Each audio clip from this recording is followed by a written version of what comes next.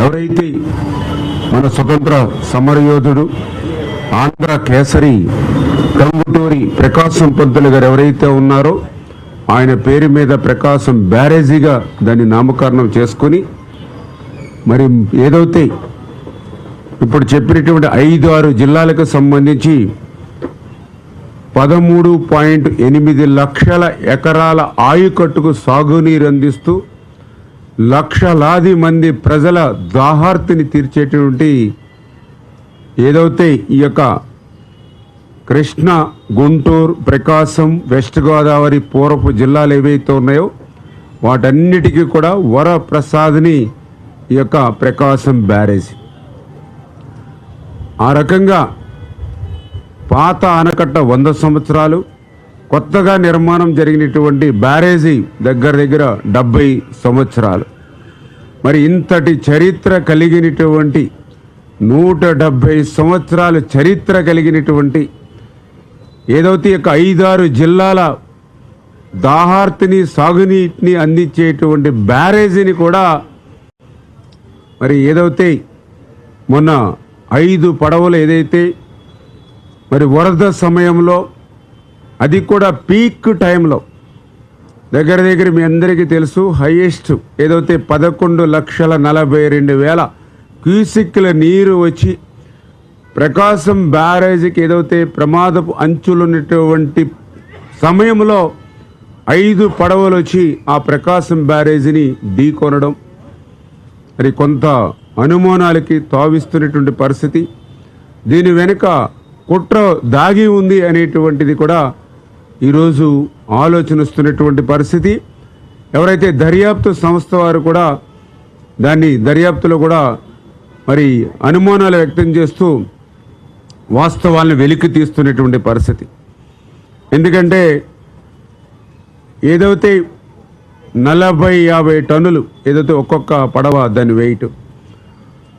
అటువంటి బరువైనటువంటి పడవలు అంత వేగంగా ఆ రోజు ఉన్నటువంటి వరద ప్రవాహంలో కొట్టుకొచ్చి మరి పర్టికులర్గా ఏదైతే ప్రకాశం బ్యారేజీకి సంబంధించి 67, 69, 70 గేట్లను దాటి ఏదైతే కౌంటర్ వెయిట్ని బలంగా ఢీకొనడంతో కౌంటర్ వెయిట్లు దెబ్బతినేటువంటి పరిస్థితి మీ అందరికీ తెలుసు. అదృష్టవశాత్తు బ్యారేజీకి సంబంధించినటువంటి మెయిన్ కట్టడానికి కానీ బ్యారేజీకి సంబంధించినటువంటి గేట్లను కానీ అది తాకకుండా కౌంటర్ వెయిట్ని తాకడం వల్లే కొంత నష్టం కానీ ఉపద్రవంగా కానీ లేకుండా అయినటువంటి పరిస్థితి. నిజంగా గేట్లను కానీ లేదా కట్టడాన్ని కానీ తాకుంటే మరి నిజంగా మళ్ళీ ఎంత నష్టపోయే వాళ్ళం 5-6 జిల్లాలు అనేటువంటి విషయాన్ని కూడా ఈ ప్రభుత్వం గుర్తుపెట్టుకుని వెంటనే ఏదైతే ఆ యొక్క అంశాలు ఏవైతే ఉన్నాయో వాటిని వెలికి తీసే విధంగా దర్యాప్తు చేయమని చెప్పేసి కూడా ఎవరైతే పోలీస్ అధికారులు కూడా ఇరిగేషన్ శాఖ నుంచి కూడా మనం కంప్లైంట్ చేయడం, దాని మీద దర్యాప్తు కూడా వేగంగా జరుగుతున్న విషయాన్ని కూడా ఈ సందర్భంగా తెలియజేసుకుంటూ, ఎందుకు ఇటు రైతులు కానీ ఇటు రైతు సంఘాలకు కానీ ఎవరైతే ఉన్నారో వాళ్ళందరూ కూడా ఒకటే కంప్లైంట్ చేస్తూ ఉన్నారు. ఇదంతా కూడా అనుమానాలకి తావిస్తూ ఉంది. ఎందుకంటే ఏదైతే ఇటు 40-50 టన్నుల బరువు కలిగినటువంటి ఏవైతే ఈ యొక్క బోట్స్ ఏవైతే ఉన్నాయో ఇవి జనరల్గా నది ఒడ్డున లంగర్ వేసుకుని మరి జాగ్రత్తలు పెట్టుకుంటూ ఉంటారు. ఎందుకంటే బోటు ఖరీదు కూడా దగ్గర 40-50 లక్షలు ఉంటుంది.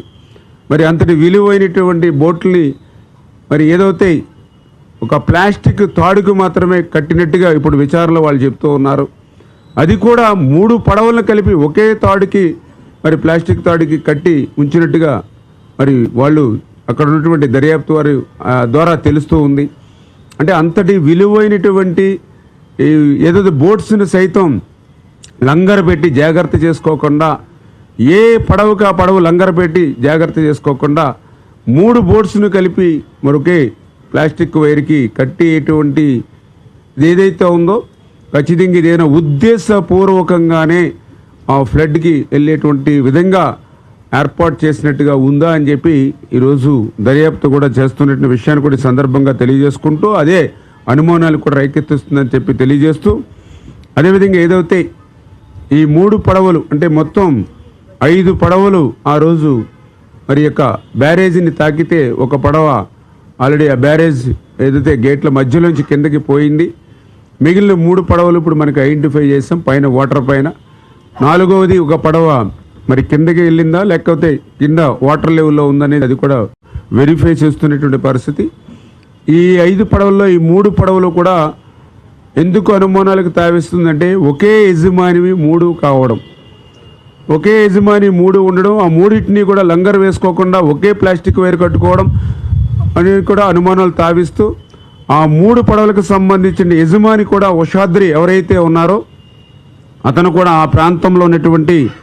కోమటి రామ్మోహన్ ఎవరైతే ఉన్నారో అతనికి మరి ప్రధానంగా మరి అనుచరుడుగా ఉండడం. ఈ కోమటి రామ్మోహన్ ఎవరైతే ఉన్నారో మరి జగన్మోహన్ రెడ్డికి అత్యంత సన్నిహితుడు అయినటువంటి తలసేర రఘురాం మీ అందరికీ తెలుసు. ఆయనకి ఈయన రామ్మోహన్ బంధువు కావడం. మరి ఈ రకంగా ఈ రామ్మోహను అదేవిధంగా ఈ ఉషాద్రి వీరు వారి యొక్క బంధుత్వాలను కానీ వైఎస్ఆర్సీపీ పార్టీలో చేస్తున్నటువంటి సేవలను కానీ వాళ్ళు చూసుకొని ఎవరైతే అక్కడ ఎక్స్ ఎంపీ నందిగం సురేష్ గారు ఎవరైతే ఉన్నారో మరి వారి కన్నుసన్నల్లో ఆ రోజు పెద్ద ఎత్తున ఏదైతే నది పరివాహక ప్రాంతంలో నదిలో అక్రమంగా, ఎందుకంటే డ్రెడ్జింగ్ చేసి ఇసుక తీయడం ఏదైతే నిషేధం ఉన్నప్పటికీ కూడా ఆ రోజునటువంటి ఈ యొక్క వైఎస్ఆర్సీపీ ప్రభుత్వం యొక్క అండదండలతో ఏదైతే ఇప్పుడు కొట్టుకొచ్చినటువంటి పడవల ద్వారానే ఆ రోజు అక్రమంగా డ్రెడ్జింగ్ చేసి ఇసుకను లూటీ చేసినటువంటి పరిస్థితి ఉందని, ఇప్పుడు ఆ పడవలకు కూడా ఏదైతే బోట్స్ కూడా ఆ వైఎస్ఆర్సీపీ కలర్ కూడా ఉండడం, ఆ రోజు ఏదైతే అక్రమ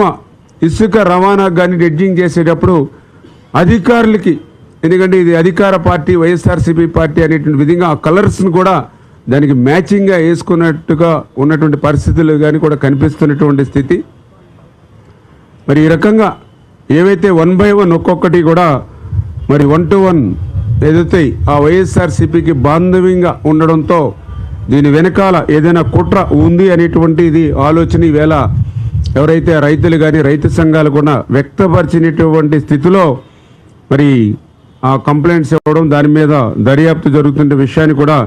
మరొకసారి మీ ద్వారా అందరికీ కూడా తెలియజేసుకుంటూ, అదేవిధంగా ఏదైతే అక్కడ స్థానికులు కూడా హెచ్చరించారు, ఏదైతే మీరు ఇట్లా ప్లాస్టిక్ తాడికి కట్టారు, ఇంత ఫ్లడ్ వస్తుంది, దీన్ని లంగర్ వేసి జాగ్రత్త చేసుకోమని చెప్పినా కూడా మరి వీళ్ళు నిర్లక్ష్యంగా ఉన్నారని అంటే వాళ్ళ మనసులో వేరొక భావన ఉందా అనేటువంటిది కూడా ఒకటి అనుమానం ఇలా దర్యాప్తు సంస్థ వారు కూడా తెలియజేస్తున్నటువంటి పరిస్థితి. అదేవిధంగా ఏదైతే ఈ యొక్క 3 బోట్స్ ఏవైతే ఉన్నాయో అంతకుముందు అవి గుంటూరు జిల్లా ఉద్దరండపాలెం వైపు ఉండేవి. ఏదైతే ఈ యొక్క వరదకు ముందే అంటే కొన్ని రోజుల ముందు మాత్రమే ఏదైతే ఎన్టీఆర్ జిల్లా గొల్లపూడి వైపు తీసుకొచ్చి ఇక్కడ ప్లాస్టిక్ వైర్ కట్టారు. అంటే ఉద్దేశపూర్వకంగానే వీటిని వరద వేగానికి అనుకూలంగా తీసుకొచ్చి ఇక్కడ మరి ప్లాస్టిక్ తాడుతో పెట్టి ఉంచారా అంటే ఇవన్నీ కూడా 1 by 1 ఒక్కొక్కటి అంటే ఆ పడవలను వాళ్ళు ఉంచినటువంటి పరిస్థితిని కానీ తెచ్చినటువంటి పరిస్థితి కానీ వాళ్ళకు ఉన్నటువంటి వైఎస్ఆర్సీపీ పార్టీ కనెక్షన్స్ కానీ ఏవైతే ఉన్నాయో ఇవన్నీ చూస్తూ ఉంటే ఏదైతే ప్రకాశం బ్యారేజీకి కూడా హానికి తలపెట్టేటువంటి విధంగా కుట్ర పన్ని అంటే ఇప్పుడున్నటువంటి ప్రభుత్వానికి మరింత బడ్డెని పెంచి మరి చెడ్డ పేరు తెచ్చేటువంటి విధంగా వాళ్ళు ఆలోచన చేశారా అనేటువంటిది కూడా ఈవేళ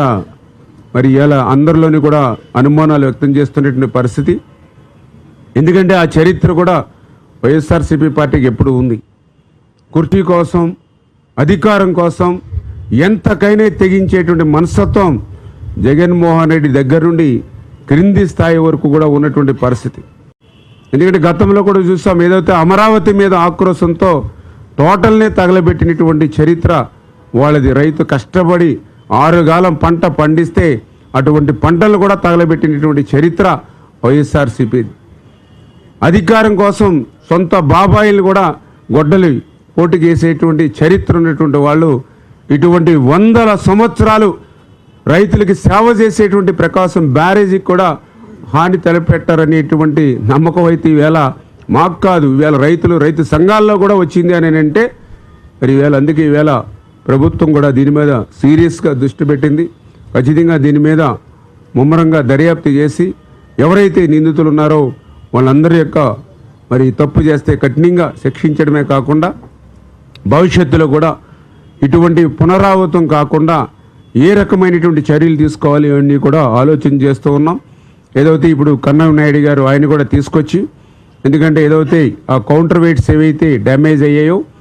మరి అది దగ్గర ఒక్కొక్క కౌంటర్ వెయిట్ కూడా 17 టన్నులు కౌంటర్ వెయిట్ అది. దాన్ని మళ్ళీ అది పూర్తిగా కాంక్రీట్ దింబలు గతంలో అయితే మరి అంత కాంక్రీట్ మళ్ళీ లేట్ అవుతుందనేటువంటి ఉద్దేశంతో ఐరన్తో మిక్స్ చేసుకుని బాక్స్ కింద ఐరన్ బాక్స్ వేసి అందులో కాంక్రీట్ వేసుకుని సేమ్ అదే 17 టన్స్కి మళ్ళీ ఇప్పుడు కౌంటర్ వెయిట్లు వేసుకుని మరి ఆల్రెడీ స్టార్ట్ అయ్యింది. ఈవేళ రేపట్లో అది కూడా కంప్లీట్ చేసి మరి ఆ కౌంటర్ వెయిట్ను కూడా బిగించడానికి మరి వీళ్ళు కూడా కన్నయ్య నాయుడు గారి నేతృత్వంలో, ఎందుకంటే మేము ఏ చిన్న రిస్క్ కూడా తీసుకోకుండా, ఎందుకంటే మొన్న కూడా మీరు చూశారు తుంగభద్ర దగ్గర ఆ రోజు అక్కడ గేటు కొట్టుకుపోయినటువంటి పరిస్థితుల్లో 105 టీఎంసీల నీరు ఆ రోజు తుంగభద్రలో మేము కష్టపడి నిల్వ చేస్తే మరి ఆ గేటు కొట్టుకుపోవడంతో ఆ నీరంతా కూడా వృధాగా క్రిందికి పోతున్నటువంటి దశలో అప్పుడున్నటువంటి కర్ణాటక ఉన్నటువంటి స్వయంగా అక్కడ ఉప ముఖ్యమంత్రి గారు కూడా చెప్పారు, ఏదైతే మళ్ళీ మొత్తం వాటర్ అంతా కూడా బయటికి పోయిన తర్వాతే గేట్ని అమర్చేటువంటి పరిస్థితి ఉంటుంది. అందుచేత 40 టీఎంసీలకి లోయెస్ట్ పడిపోయిన తర్వాతే అప్పుడు గేట్లు అమరుస్తారు. అంచేత రబీ సంగతి అటు ఉంచి ఖరీఫ్ కూడా కష్టం అని ఆ రోజు వాళ్ళు చెప్పినటువంటి స్థితిలో చంద్రబాబు నాయుడు గారు చొరవ తీసుకుని మా అందరితో రాత్రికి రాత్రి కాన్ఫరెన్స్ తీసుకుని ఎవరైతే ఈ గేట్ల తయారీలో కానీ వీటిని అమరికలో కానీ నిపుణుడైన కన్నయ్య నాయుడు గారి సేవలు తీసుకోండి అని చెప్తే అప్పటికప్పుడు ఆయన కాంట్రాక్ట్ చేస్తే హైదరాబాద్లో ఆయన కంటి ఆపరేషన్ చేయించుకుని ఉంటే ఇక్కడ పరిస్థితిని ఆయనకి చెప్పి స్పెషల్గా మళ్ళీ విమానంలో మళ్ళీ ఆయన అక్కడికి పంపించి అక్కడ చూశారు మీరు, ఏదైతే దేశ చరిత్రలో ఎప్పుడూ చూడటువంటి విధంగా ఫ్లో వెళుతుండగానే ఆ రోజు గేట్ని అమర్చి దగ్గర 70 టీఎంసీల నీరుని ఆ రోజు ఆయన కాపాడాడు. ఆయనే చెప్పాడు స్వయంగా, గేటు కొట్టుకుపోయినప్పుడు ఆ నీరు వృధాగా పోతుంటే రైతుల కళ్ళల్లో నీళ్లు చూశాను, మళ్ళీ నేను ఆ గేట్ని అమర్చిన తర్వాత వాళ్ళ కళ్ళల్లో ఆనందం చూశాను. అంటే చంద్రబాబు నాయుడు గారు అట్లా ఏదైతే ఈరోజు కూడా ఆ ప్రకాశం బ్యారేజ్కి సంబంధించి కౌంటర్ వెయిట్ డ్యామేజ్ అవుతాయి, మరి ఏదైతే మన ఇరిగేషన్ డిపార్ట్మెంట్ మనకు కూడా అధికారులు ఉన్నప్పటికీ కూడా ఆయన ఎక్స్పీరియన్స్ ఉంది కాబట్టి ఆయన సూచనలు సలహాతోటి చేయమని ఇచ్చిన ఆదేశాల ప్రకారం ఆయన కూడా గత 5 రోజుల నుంచి కూడా దీన్ని పర్యవేక్షిస్తూ, ఎందుకంటే ఎక్కడ కూడా చిన్న మిస్టేక్ కూడా ఉండకూడదు, దాని మెజర్మెంట్స్ కానీ ఇవి కానీ ఎక్కడ కూడా చిన్న లోపం కూడా ఉండకూడదు. లక్షలాది మందికి త్రాగునీరు, లక్షలాది ఎకరాలకు ఆయకట్టించేటువంటి బ్యారేజ్ ఇది. అంటే అంత జాగ్రత్తగా ఈరోజు ఈ ప్రభుత్వం హ్యాండిల్ చేస్తూ దాన్ని 1-2 రోజుల్లో కంప్లీట్ చేస్తామనే విషయాన్ని కూడా ఈ సందర్భంగా తెలియజేసుకుంటున్నామని చెప్పి తెలియజేస్తున్నాం. Thank you.